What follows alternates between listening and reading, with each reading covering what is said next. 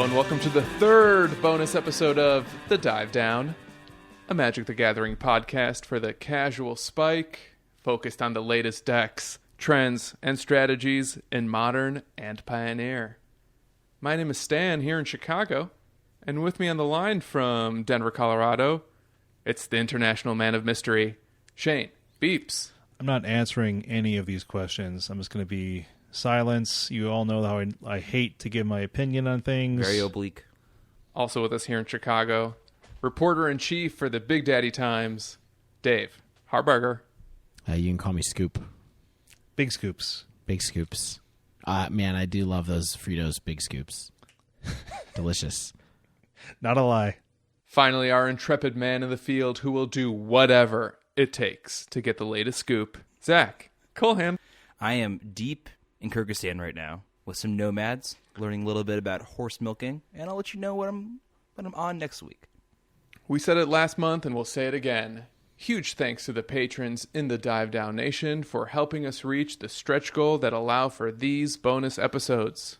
We appreciate each and every one of you and every one of our listeners every week. But today we're doing another mailbag episode. Over the past few months, we've received some really interesting and thought-provoking questions from our listeners, but we aren't always able to answer as many of them as we'd like. So today, we're giving over this episode to you, our amazing fans, listeners, and dare I say friends? Compatriots. Comrades. So many of you submitted questions through our Twitter, through our Patreon, through our Slack. Sometimes strangers would stop me on the train on my commute to work and say, Stanislav, answer this on the show. So we're going to start with our patron Red, White, and Blue, who asks, how bad does your favorite deck have to be in the metagame to make you play something else? Well, I gotta ask a follow-up here. Do you all have a favorite deck? I mean, I know Zach does. No. Why would you think that? Stan, do you have a favorite deck? Kind of, but it's more like I have a favorite style of decks, which is red-blue. Oh, really? Snapcaster Lightning Bolt decks. Yeah. So picking up Grixis Shadow is hard because that deck doesn't play any Lightning Bolts anymore. And likewise, playing Blue-White Control is really hard for me because that doesn't play any Lightning Bolts. But if I can, I prefer to play Blue-Red. I don't always do that, however. Same boat, you know that. Okay, so how bad does like an Izzet style of deck or a Snap Bolt deck have to be for you to play something else, like when you go to the LGS? What's an LGS? If my win rate is less than 50%, or if I expect my average win rate to be less than 50%, I want to play another deck. Like if I can't go 2-2 on a most basic day, what the heck am I doing over here? What the heck are you doing, Zach, besides losing? Holding my cat and wishing I was different. Wishing you were a cat? Oh, well, that's for later. So maybe you all know my history, but my favorite deck has to be banned in order for me to not play it anymore. What does it take? It takes it being an illegal deck submission for me to not bring it anymore. I spent a lot of time with Phoenix in the last year with all varieties. I spent some time playing Hogak. I used to play Splinter Twin, so I play them until they get banned, and then otherwise I stick with Bolt Snapcaster decks, like Stan said.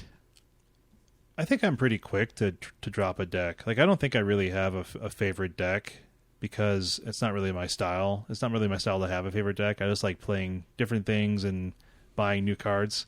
But I think a deck has to have its legs cut out from under it and be pretty obvious. Like, I mean, like something like Dredge, right? Which is like, I don't really see myself picking up Dredge again because it's not doing so hot. Dave, you have something. This is you like every 3 weeks. You're like, I'm gonna play Dredge for the next month, and then you're like, I'm never gonna pick it up again, and then I'm gonna play it, and then I'm not.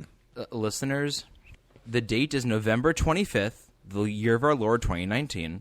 Please check Shane in December when he buys foil Dredge. Seriously. Okay, well, here's the thing. Well, okay, if I played like a league a night, or even like 4 leagues a week, then yeah, I'd mix things up a little bit more. And I'd be like, oh, how does Dredge feel right now?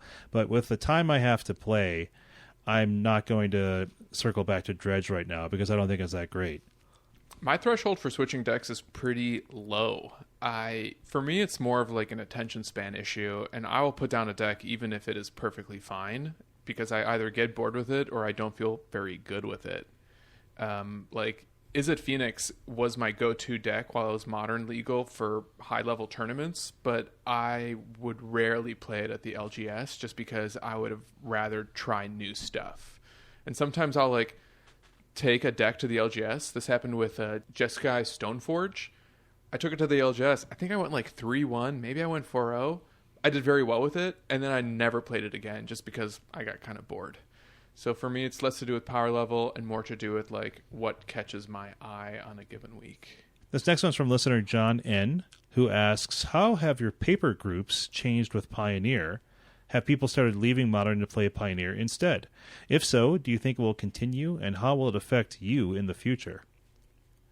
I would say, based on when we all went to Dice Dojo last week, it looked the same to me.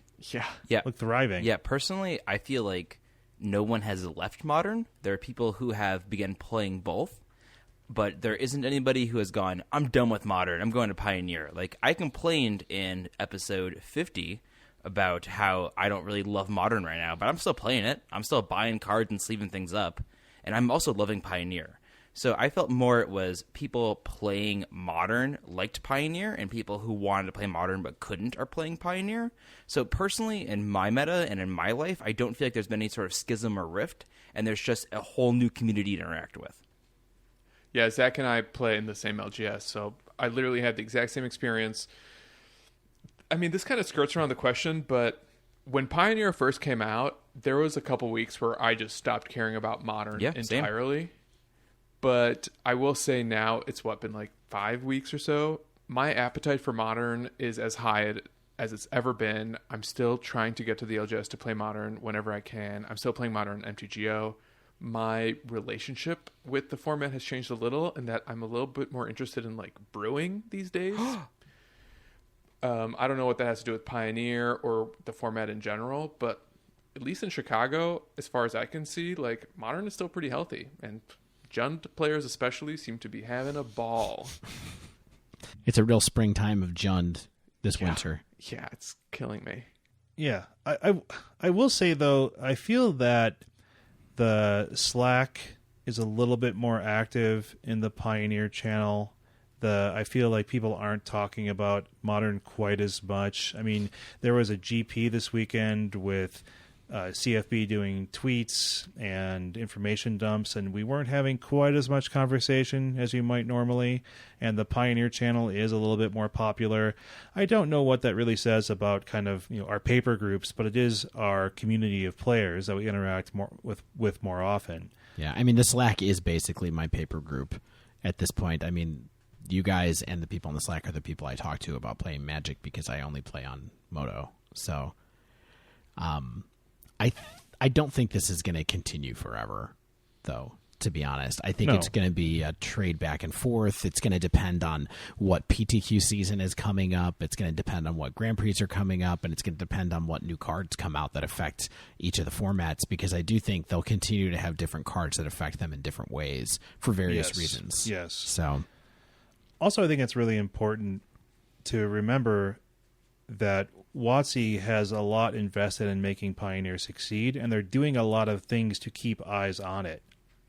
Mm-hmm. Like this whole week has PTQs on Magic Online, and they know that they know that they have streamers Pioneer streaming tournament qualifiers, essentially Players Tour qualifiers. This kind of gets into the next question, though, right? From Joe C., who we've mentioned a number of times. He's one of our longest standing patrons, and he asks, with Pioneer being the new hotness that we've been talking about, is the pod going to transition its focus, or are you just kind of getting out of your system? So, Joe, great question, and something that we've been asked in other places or discussed with people in person, and I think it's just important to have it be known that while we enjoy Pioneer, I think we're just having fun with it and seeing if it sticks around or if we love it. And we're covering because we enjoy it right now, quite frankly. And if we find Pioneer to not be what we're into in the end, or to not be what we're all loving, I think there'll be a discussion about what we're doing right now or what we're into. But as long as Pioneer is engaging and fun, I foresee us covering both as long as they're both fun to cover. Yeah, someone asked something similar to this on Reddit last week, because we have had a couple of episodes that have mentioned Pioneer or focused a little bit more on Pioneer. And what I said is I think that people would be more disappointed in the podcast if we weren't focused entirely on it. Like if we were talking only about Modern and our attention was a little bit more on Pioneer that week, or we were watching all these Pioneer PTQs on Magic Online and looking at deck lists and seeing more happen there and more dynamic changes happening in the metagame and more bans happening. Like that's something that is designed to keep our eyes on it too, right? So playing what we're paying attention to and podcasting about it is going to be a lot better than us forcing ourselves to talk about Modern to you if we're not super invested in it for a week or two. Yeah, the thing that I would grow from here is I think it goes hand in hand with what I said to the previous question, which is just I think it's going to be cyclical, seasonal. I think there's a good chance we'll have a little bit of content about both formats at least on every episode. And if we don't, like for example, a recent episode 50, had really no Pioneer content and was mostly Modern. Even the examples that we gave in the dive down were mostly Modern, and I think it's just going to be a little bit of a natural back and forth there. And if you don't like Pioneer, if you're someone who doesn't like Pioneer, it will slow down and it will become more of a normal part of the discussion. Right now, there's a lot of focus on it just because it's new, I think. Mm-hmm. For sure, Dave. Yeah, I guess I disagree with the premise that we're trying to get something out of our system. I mean, it's just what we're thinking about. And you know what? If we thought about Standard as often as we thought about Pioneer, we might talk about Standard on this podcast too. Sure. But the fact of the matter is, we don't play Standard. We play Commander. No. We play Commander. Oh, backdoor pilot for what we'll call it. We'll call it Zone Buddies, ZBs. Yeah. Yeah, good luck, guys. I guess the main reason that people ask, though, or that Joe and other people have asked this, is because we really positioned our brand to be, we came out hot out of the gate saying we are a podcast about Modern for casual spikes.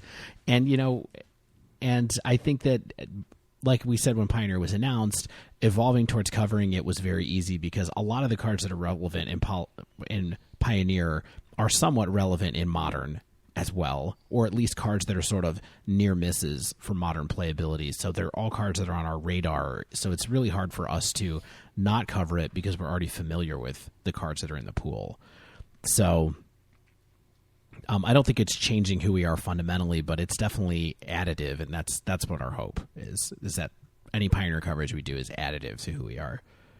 Is that fair? Totally. Moving on to a question from Joseph, not Joe C., a different Joe. There can be more than one. What are your guys' favorite deck archetypes? And how does that influence your deck choices across all formats? Do you just play what's best at all time, or do you try to stick with what you like, and what's more of your favorite archetype?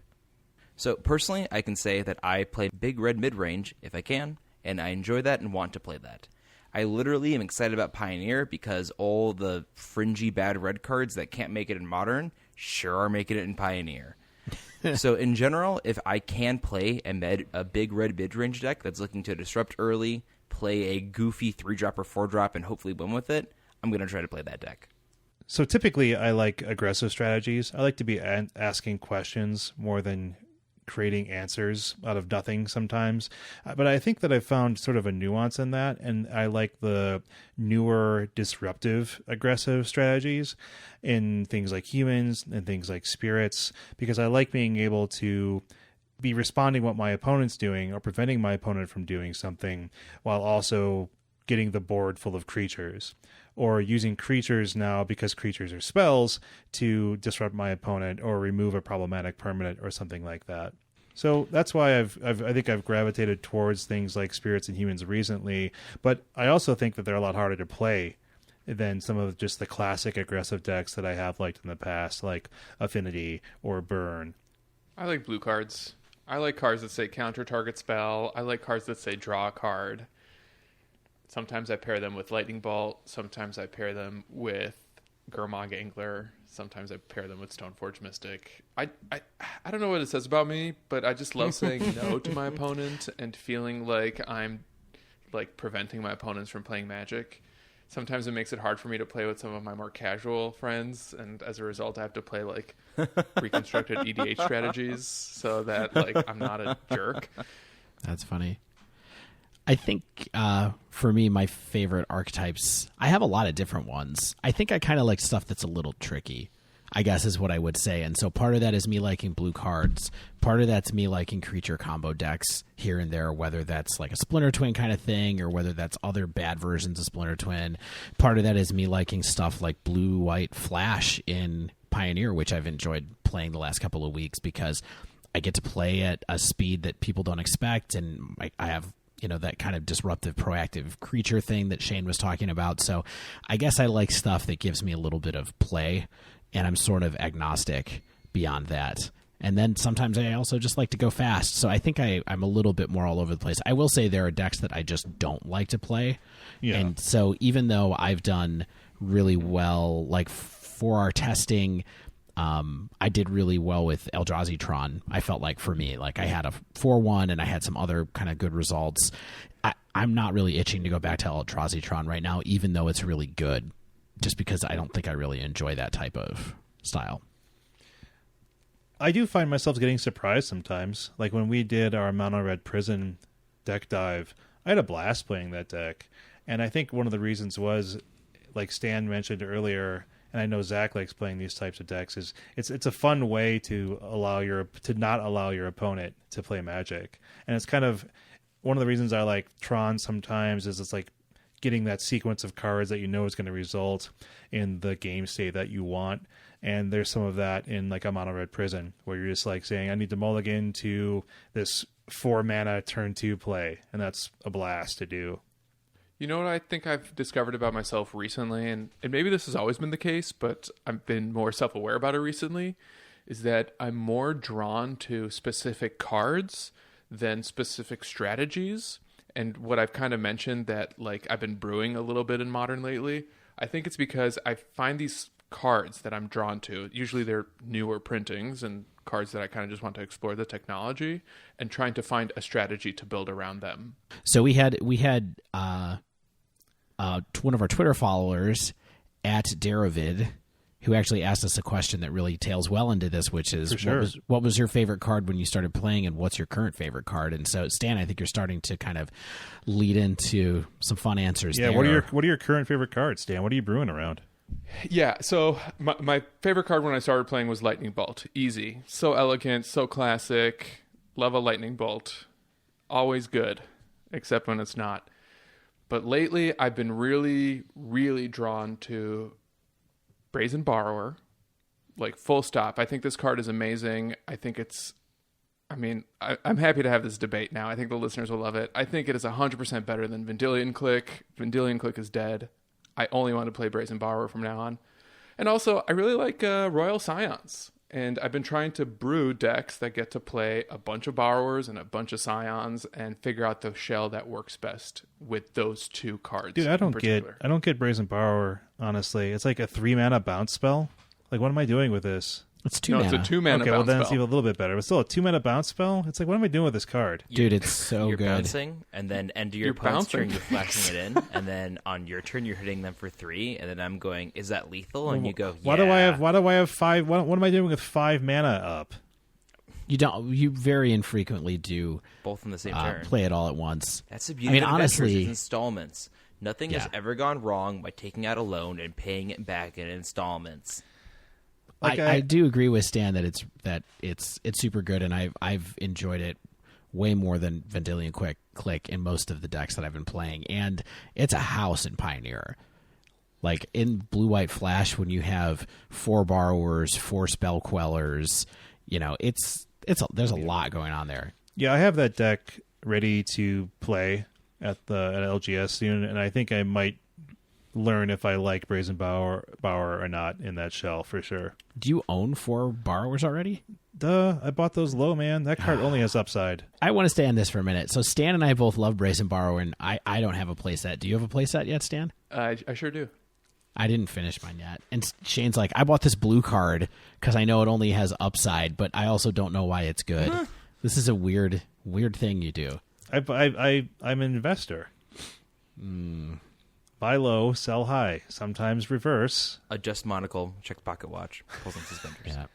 Do not pass go. Zach, what was your favorite card when you started playing, and what's your current favorite card? What are you building around? I haven't told this before, and I think you're not going to believe me, but my favorite card when I started playing was Shock, because I did not have access to lightning bolts, and I thought that 2 damage for 1, what? That was a very good rate. That's a very good rate.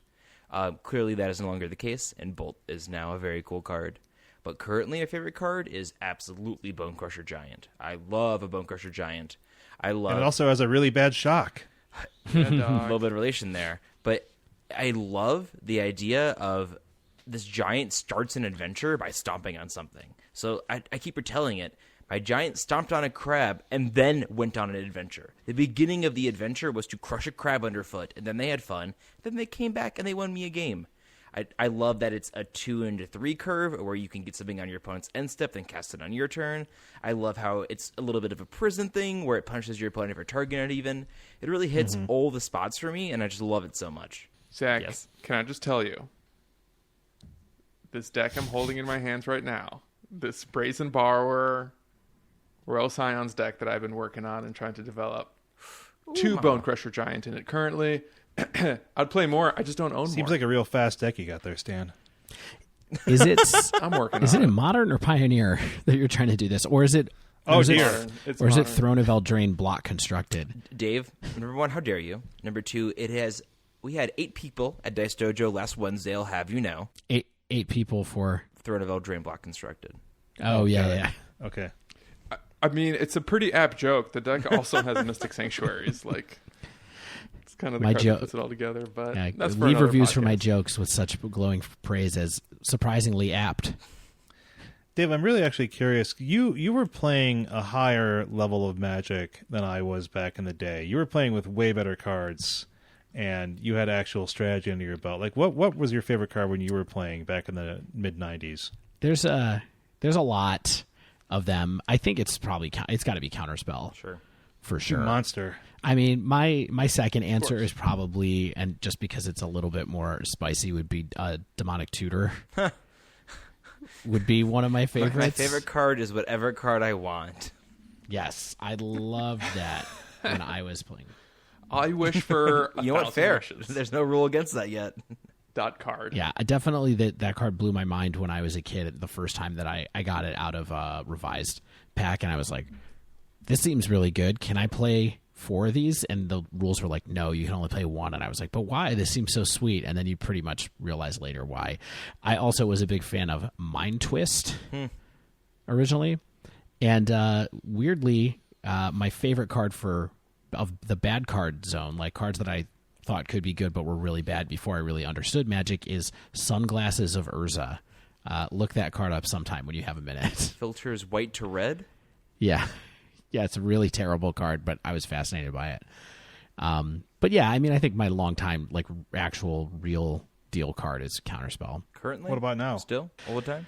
I think my current favorite card right now is probably Spell Queller. Honestly, Oh yeah, that's a good pick. has been something that I've been really enjoying in multiple formats lately. It's not a new card, but I feel like it's definitely having a moment recently where there's a number of different shells that it keeps popping up and being good. Smuggler's Copter is probably close for me just in Pioneer, but Dave, I just love how much we have in common sometimes. Like, so many of my favorite cards and cards I sleeve up are the cards you like. Zach, you and I share this too. Like, no one else likes Blood Moon as much as you and I do, at least among the 4 of us. I mean, maybe it's in the world. kind of like the 3 of us like similar cards, and then Shane likes weird stuff. Shane, I'm a human. And Shane likes cold, hard Shane's like, value. I like humans and I like Tron. So here's a weird card, okay? So my favorite card when I started playing was Frozen Shade because I had no idea what I was doing. And this isn't even because of, like, people didn't understand that it meant till end of turn. Like, if you read the text on Frozen Shade, it doesn't say till end of turn. So people thought I just added, like, power and toughness. We had a to lot your- of arguments about that when I was a teenager, for sure. I think that wasn't even the reason. I just thought it was cool. Like, I was just like, oh, I can pump this thing up with black mana. Like, I built entire decks, like, around Frozen Shade, and they were really bad. And I only played for like 3 months and then stopped for 14 years. But anyway, but my tale current as old as current old favorite time. card You might be surprised by this, all right? My current favorite card, this is based on its power in Pioneer, is Questing Beast. What? Okay. Wow. I was thinking about like what card am I most excited to cast right now? The big beast and lobby got to you before the episode. Hand you a besides big bag Goblin of beast Rabblemaster. coins. I mean, Zach and I do align in our love for turn 2 Goblin Rabblmasters, True. which I cannot wait to be casting again. Questing Beast is just a house. It has so much text. It's like in 5-point font because it has like a million lines of rule text. It does so many different things. It gets planeswalkers off the board right now, which are really annoying in Pioneer. And I think it's just a dope card with really weird art.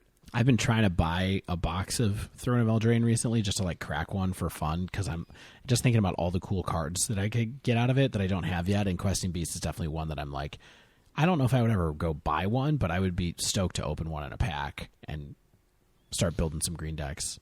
And it's Dave, they're 50 That can't be cents. right. Questing You can Beast? buy them. Questing Beast? Oh, I'm sorry. I'm thinking Love Strike Beast. I think Questing Beast is like $30 or something. It's like $20.50. Yeah. Stan points to an enormous pile of Lovestruck Beast in the corner. Dave, I'm using it as bedding. Why aren't you buying these? I could use a few Love Struck Beasts if you those are starting to pop off too. That's a cool card. So I think since we're already walking down memory lane, I think we should go on to the question that we got from Twitter friend at Hamburg to Honey. A bunch of people asked this, though. Several people, okay, who asked, how did each of you start playing Magic? I think we've told this story a couple of different times, maybe in pieces apart, so maybe each of us could give the kind of synopsis version of where and how it all began. I feel like I started playing Magic most recently. You're probably right about that. Yeah, what drew you to the game? So I played a little bit as like a 13-year-old when a buddy of mine at school gave me a pile of cards. And I tried playing with like the neighborhood kids. I was bullied by some like Magic spikes in the cafeteria, and I never played again. And then years later, I had finished college. I was working a day job, so I had income. Very important to be Sadly a true. Magic player is to have income. And it was like a lazy Sunday with a buddy of mine. We were just like sitting on the couch, probably like enjoying some adult beverages.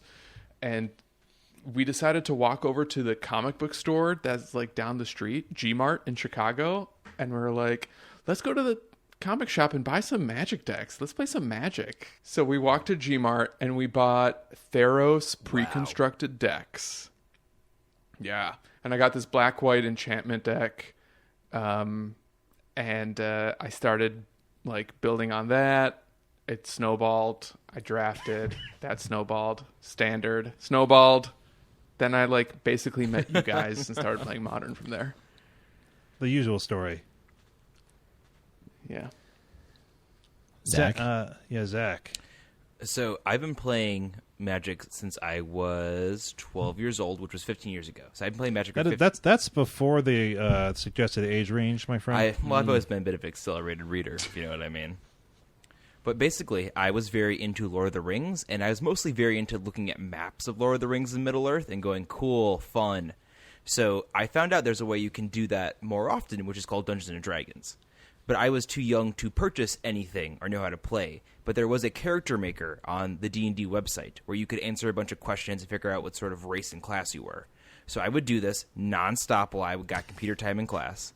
And then That's one amazing. time, there was a little banner ad on there for Magic. So I went, what's going on with that? I'm going to click that. And I went, oh my God, what is this game? This is all I've ever wanted to play. Man, that ROI was really good on you. You got retargeted into playing Magic? Because I was obsessively running a D&D character creator when I was 12. Yes, this is correct. Amazing. Zach, as someone who works in media, thank you for the click-through rate. Yeah, of course. Exactly. Of course. But yeah, and The ROAS on that ad is skyrocketing just from Zach by himself. I don't want to talk about how much money I've spent on both Dungeons & Dragons and Magic the Gathering, but Wizards has taken my life from me. Moving on.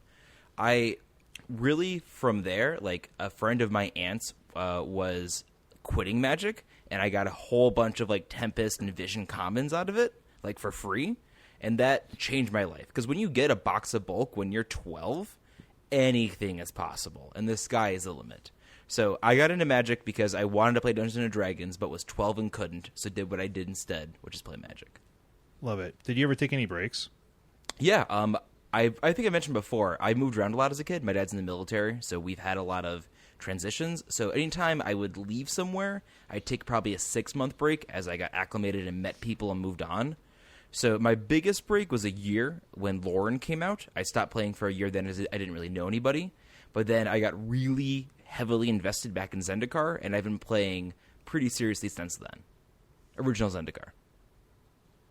Word. Original Zendikar when you were 17, 18 A years old? senior in high school. Yeah. Wow. So for me, for some reason, when I was like, I don't know, like 13, 14, 15 years old, I liked hanging out at this card shop in the downtown of where the town that Dave and I grew up in. Rookie in Grand Slam? Yeah, Rookie Grand Slam. Hung out there. I don't know why. I was really into like I bought a lot of hockey cards. Heck yeah, buddy. They had like some comic books at some point. I kind of helped out around the shop because I think the dude just wanted to like give me something to do and like pay me a little bit.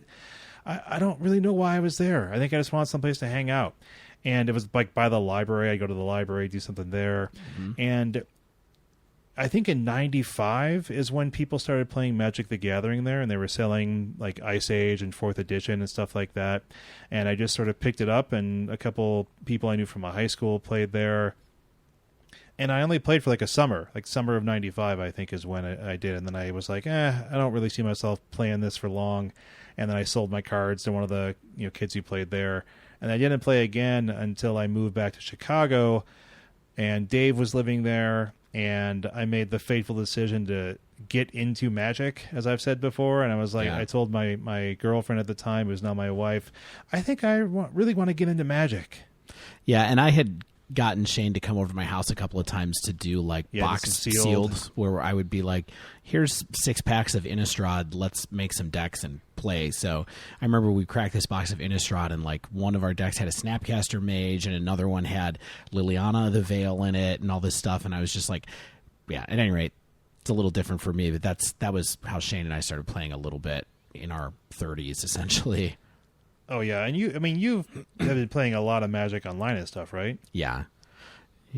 Should I give my... Yeah, what's your origin story? So I started playing at Revised, and I'm pretty sure that my friend Jonathan and I think that Jonathan discovered what it was by seeing a print ad in Dragon magazine for some reason, which was like the Dungeons and Dragons magazine. There are 2 magazines. There is Dungeon and Dragon. Dungeon was geared towards DMs, and Dragon towards players. Yeah, so we had an edition of Dragon magazine, and there was just a print ad for it. We ended up walking down to the hobby shop that was near his house and just being kind of like, let's see if we can get some of this stuff. And they had some packs of Revised, and we bought a bunch of starter decks and just started playing. Was that Wings? It was Wings Hobby Shop on Detroit right? Yeah, in Detroit, yeah. In Lakewood, Ohio. I used to go there constantly to look at the D&D books. Yeah, and so I think we were at a phase where we were playing a little bit of D&D or thinking about playing a little bit of D&D. And as then, one does when they want to play D&D. Yeah, you're thinking about it a lot. And then we just got those instead and just ended up playing Magic all the time. And it kind of took off in a wild way from there. So I don't know if I've mentioned it straight up on the podcast before. Maybe I have. But so this same summer, it was during the summer, I bought a bunch of packs of Revised, starter decks, boosters, all kinds of stuff, just spending like all of my money. My dad was involved in like, we did baseball card shows a lot at this time, so I would go to baseball card shows like every weekend, and the guys at the card shows started selling Magic at their booths. I started showing it to my dad, and my dad was kind of like, I'm not interested, I don't really want to do it. And then one night my dad was kind of like, okay, teach me how to play. My dad loves games, and so when I was a kid he taught me how to play a lot of games, so we play a lot of games together. And he got super into Magic and actually ended up, so we had an LGS in Cleveland for a long time called Compendium Collectibles that started out as kind of like a baseball card shop / Magic shop, and then was basically just a Magic shop. When you say we, you mean your family? My father did, really. Yeah, and I worked at it through high school. It basically opened when I was like a junior in high school, and then went from there for almost 10, I think it was open for about 10 years. And yeah, that was just what it was. And I played there, played at a lot of tournaments, played in some early tournaments. I went to nationals one year when I was a teenager, not to compete, but to try to like grind into the tournament. So I went to like big events when I was 17, 18 years old towards the end, towards like the middle of the 90s, like 1996, 1997. Dave, I don't know if this fits where you played. There was a period of time where I was playing Magic but was too young, where they had sort of like a scholarship series or like a young person series where they had like cool promos for that, encourage kids to come through. Yeah, the JSS. So were you guys, you and Shane, or were you two aware of this or played in this? Because this is right. Oh, no. I'm too young for it at this time.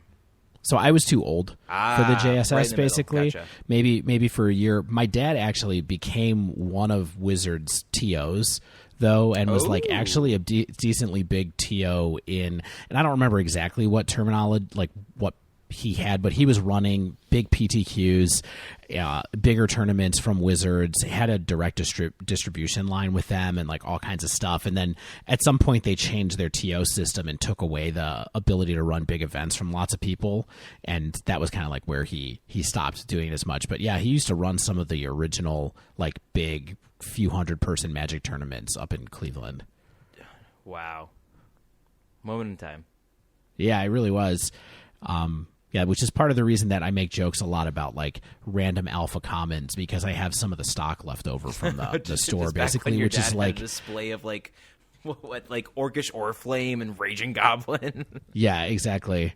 And I just have a box that's like I have like 50 or so like alpha commons that are just like these weird random things. Sure. And then I quit from 2001 until Zendikar, basically, and then did limited basically from Zendikar until Battle for Zendikar, essentially, I guess, and then that's when I started getting more into Modern from there. So you're a real Z to Z kind of guy. Yeah, Z to Z. My favorite part about this whole little segment and story was that Dave was basically like the gateway to Shane, and like Dave was like that old guy at school who was like, "Hey man, you want to come over? Grab some Yeah, bats?" exactly. He has a goatee and a Corvette. Have a couple beers. My dad says they're kind of warm, but they should be fine. Yeah. Next question comes from our patron Judson, who asks, "What do you guys do outside of Magic for fun? When you need a break from Magic, how do you decompress?" Man, there's so many things to do. And then when put on the spot, I'm like, I like stuff. Shane, you're a big sneakerhead, is that correct? No, that's you. I mean, I did for a little while. I was pretty into like salvage denim and like cool shoes, but now I've had same pair of jeans for like. I'm so sorry. Doesn't the word salvage mean from a shipwreck? No, salvage. Salvage. So this denim, this Levi, was worn by the captain of the Titanic. I'll have you know. Oh, I thought you're like a streetwear kid. No, you know what that's salvage I is. keep telling you that's not true, and you keep insisting that it is. I also just called you a kid, which is funny. I'm 27, and that is not a legal voting age where I live. So, Yeah. So anyway, so I do like to get out with my wife and I, and now her extended family are here in Martru, so we can get outside hiking. I like climbing at the climbing gym. Climbing with my buddies is sweet. Try to get out, do some car camping, do some backpacking. All that stuff is just so easy to do here versus when I lived in Chicago, that it's really appealing and nice. But besides that, I mean, just like anybody, I like TV. I like watching stuff like Bake Off. I like watching British crime procedurals, Top Chef. oh, Doctor Who, for sure. No. He has a vibrating screwdriver. He's not a real cop. I heard you were a Who head. Whovian? He's an alien. Whovian. I mean, I spend a lot of time reading about Whoville with my kids, but that's a whole different thing. Shane wrote those books. You're a family man. Shane is Dr. Seuss. We can talk about this later. Dr. Seuss. Does that let you decompress though, Dave? Like, what's your decompression outlet? I don't have one. Yeah, you're always compressed. No, it's right? cracking It's gotta be packs. magic, It's buying right? boxes of Eldraine and then sneaking them in the back door and then pouring yourself a little bit out of your Hopsy or whatever it's called, then cracking them ever so A little bit of slowly. beer. Is this your decompression? Podcasting with us? I think it actually is. Yeah, Aw. this is my other. This is. God, I'm sorry for how stressful this is for you. Then. I really just kind of like. Yeah. Don't have a lot of time these days. And so Dave's like Mark Ruffalo. He's always angry. That's not what I learned You from know Matt. what I think Dave loves to do? He's always compressed. And Dave, I say this with love. Like, you're a great person to just philosophize with, and like, you're the type of person who likes to sit with like a glass of beer or water and just like have Yes. conversations with. And some people's are more introverted than that. Some people's don't enjoy that. And I think that's something Yeah, you that's like true. to do. I mean, I like to get together with friends and have a couple beers and just like chat. It's not really a hobby, right? That's just sort of like being an active member of a community Well, in some I mean, ways. don't you host for a lot of them, though? Yeah, So, yeah. I mean, you like hosting and you like creating a good environment and fostering good discussion. Like, Yeah. I wouldn't really, downplay the fact that you do like creating a good environment for people and want people to feel safe and welcome when they're around you. Yeah. And, like, I think your hobby is having the people around you be happy. Or not your hobby, but your outlet, maybe. That's probably true. I think that's a good point, especially when I'm kind of like, I don't know what I do for fun. Mostly what I do for fun is hang out with people who don't play Magic, or even hang out with you guys and talk about things that are not Magic related. Sure. Although we always end up mixing a little bit. Business and pleasure. Yeah, exactly. I mean, I have a lot of fun, hanging out with my kids and playing and with my family and stuff, but that takes up a lot of time, especially at the age that they are right now. So, it's a bit of a like, go to work, get ready to do the podcast, get up, hang out with the kids, and kind of like repeat kind of cycle and fitting in time for social interaction. Otherwise, I think my favorite form of media right now, truthfully, is probably podcasts. True. Preach. As well, Oh, yeah. because I listen to a ton of other podcasts, whether it's like, and some of my favorites are things like Do by Friday is one of my favorite ones right now, with a couple of people from Cards Against Humanity and Merlin Mann. I really like comedy podcasts like The Flophouse and My Brother and Me. There's this great podcast I've been listening to the last couple of weeks called You're Wrong About, that is super interesting. Whoa. I could not get into that show. It just made me so but depressed. I like that kind of stuff. I just like trying to like learn. So I guess that's my outlet outside of Magic. Mostly Magic is my outlet, and I try to keep it really fun like that. Even when I play super badly, I try to have a good humor about it. Yeah, I've always enjoyed the radio. So, like, I'm really into NPR and, like, actively love the NPR app and actively consume news media. And maybe that explains why I like having a podcast or being on a podcast so much. But I just really enjoy listening to things, and I personally collect records. I like owning music and consuming music. That's a big thing I do to blow off steam is I love the collectability of it, and I love that some things are like, hey, record drop, limited to 500 and Coke bottle clear, coming out at Saturday at 10 a.m., be there. And, like, not all the time, but sometimes it can be really fun to be there waiting and clicking. And, like, that's sort of why I'm into, like, the Magic drop thing coming out. Just I love collecting things, and I love accumulating rare things and having things that are like, yes, I have this, and it's numbered. Look at that, 5 out of 20. I have number 5. It's me. I in general, for fun, I like to consume media and say I own rare things.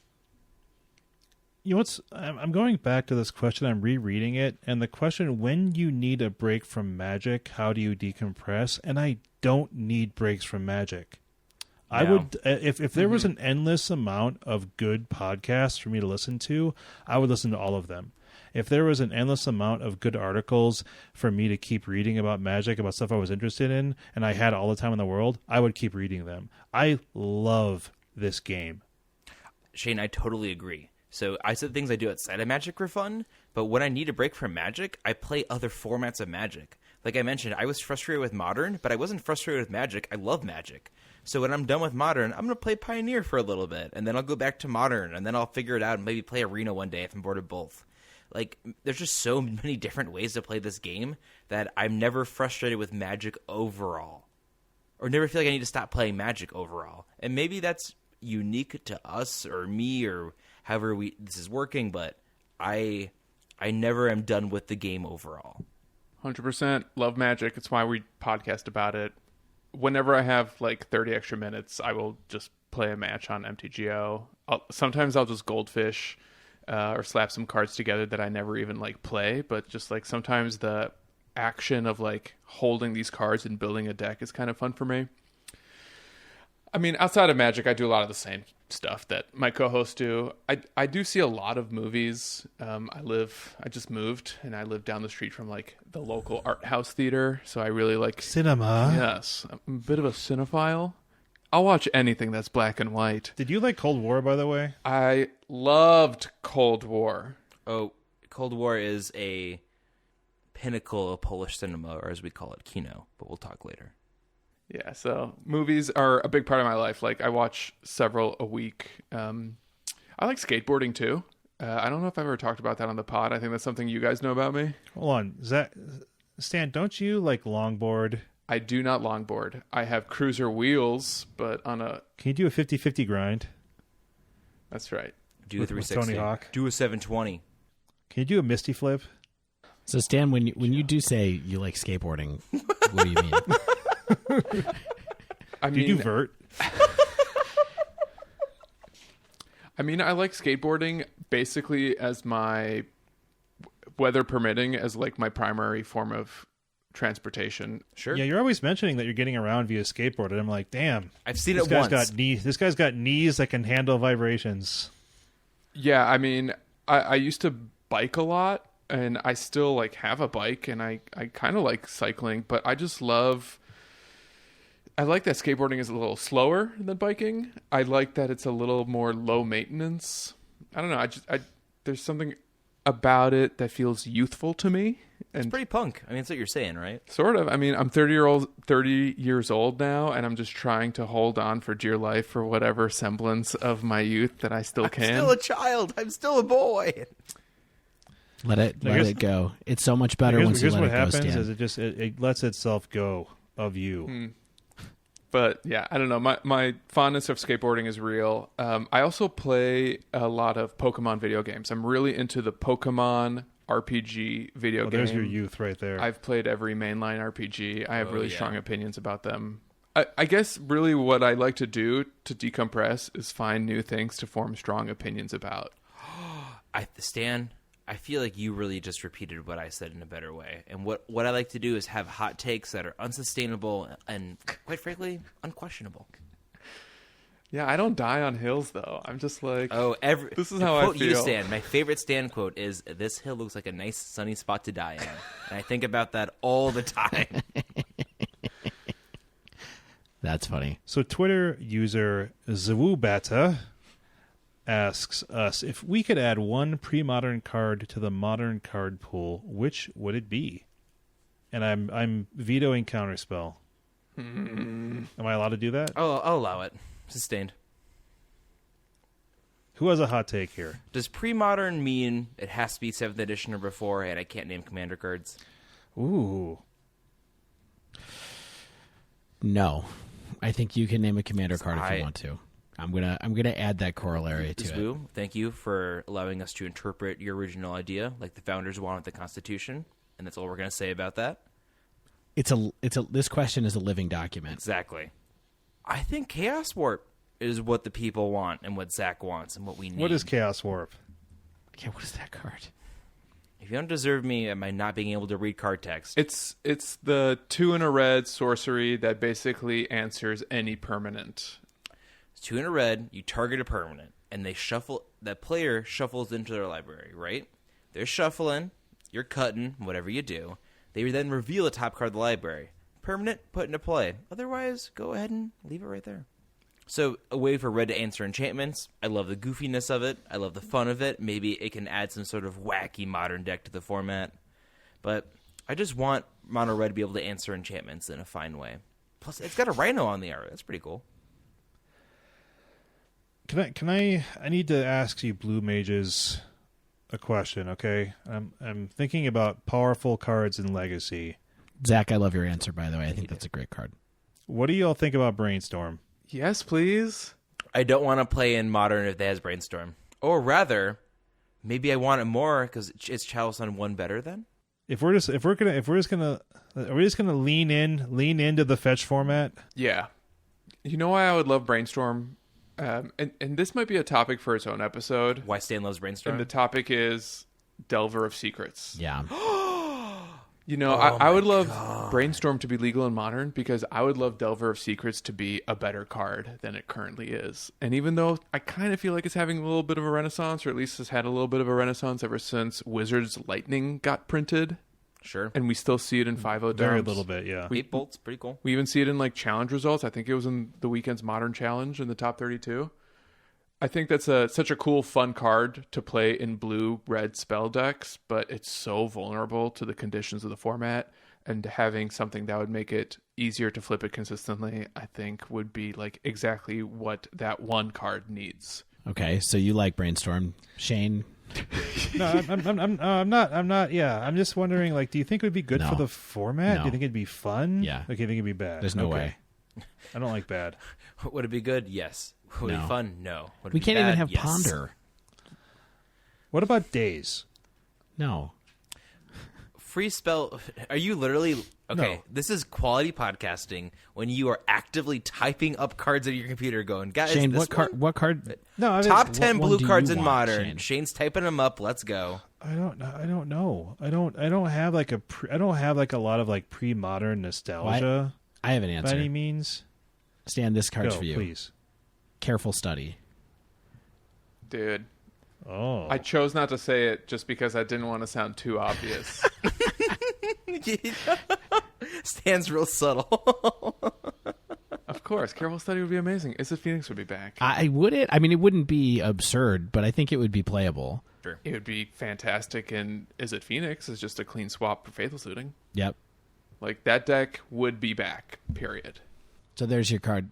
Careful study is what I would want to see. I've got another one that I think maybe a little bit surprising to y'all. I'm expecting a shocked gasp from at least one co-host. Wirewood Symbiote. Oh, jeez. I don't even know what that card does. I know what it does. It breaks open elves Yeah. in a big way, and Stan goes, "But it'd be fine. It's not even an elf. It's an insect. Come on." It's green for a 1/1 insect. Return elf you control to its owner's hand. Untap target creature. Play this ability only once each turn. But it's just like an ability tacked on the card. So just like, Return Hold elf. Return elf. Isn't that just like straight up broken with the Yeah. tapping elfy elf? No, it's not a big deal. It's totally fine. It doesn't lead to really ridiculous board states, and elves just needs a little yeah, no, Shane's right. It would be No? very good with Heritage Druid to make a ton of mana. You know, for me, it's about what that card symbolizes, which is a push for Sure. this strategy. Which, like, Elves is such a beloved deck that used to be good. It used to be great in Legacy. It's probably still good in Legacy. I don't really keep up with the format. But I would love for something to counteract what Plague Engineer has done to these, like, small, low-to-the-ground tribes that, like, are basically non-existent because of this one black creature. Stan, I just worry that this is a bit of a quote-unquote spread problem, where you think unbanning or bringing this card in is going to help elves, but what it does is actually allow some nonsense big mana strategy to thrive that just happens to use this and some elves together. I just worry that this would make elves better, but at what cost to other decks in the format? What's the cost? We Bouncing cards for free can we be thought good you were on the sometimes. development team, Stan. We need you to know what the cost is. I mean, to me, this is just a 1-mana 3/3 elk. So Yeah. I don't... And any payoffs you get out of this is an elk. So, like... Listen to me, How much bud. worse is this than what Oko is doing right now? Or how much better, for that matter? I don't. Confused grunting. Shane, did you find an answer for yourself yet? Or No, I mean I've given the same answer before, and it's like super boring. I just want Containment Priest. I think it's like So a good boring. safety valve. I think the art's cool. I think it looks like a weird like Azorius Senate member that looks kind of like George H.W. Bush, or George W. Bush rather, in the little globe. It's just cool.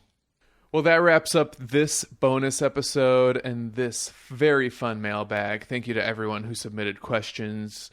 Keep submitting questions in the future. We love doing these in wind downs. We really love being kind of personal in the wind downs. It doesn't always have to be about Magic. It can also be about Pokemon, but nothing else. Those two topics. I'll honor questions about skateboarding or black and white polar cinema as well. But that's it. I will look at a question about Yu-Gi-Oh! I won't answer it, but I will leave it on scene. So there you have it, folks. You know a little bit more about us. We're going to wrap up this week's show. If you haven't yet, make sure you subscribe to our podcast so you get the latest episodes, bonus or otherwise, as soon as they come out. And if you use Apple Podcasts, please leave us a rating and review. If you'd like to submit a question to the podcast or pick our brain on something in Modern, you can tweet us at thedivedown, all one word, or email thedivedown@gmail.com. If you'd like to support the show, you can join our Patreon. Where joining at any tier gets you access to our super secret Slack channel. Ask us questions in real time.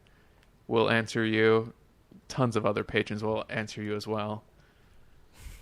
Several people are typing. You can find our Patreon at patreon.com/thedivedown. Also, shout out to manatraders.com for sponsoring this podcast. You too can sign up for Mana Traders using promo code TheDiveDown, all one word, and get 15% off your first 3 months of renting paper or Magic Online cards. Play more strategies, get better at Magic on manatraders.com. As always, special thanks to the bands Nowhere and Spaceblood for letting us use their music. And until next week, get out there and engage your fans!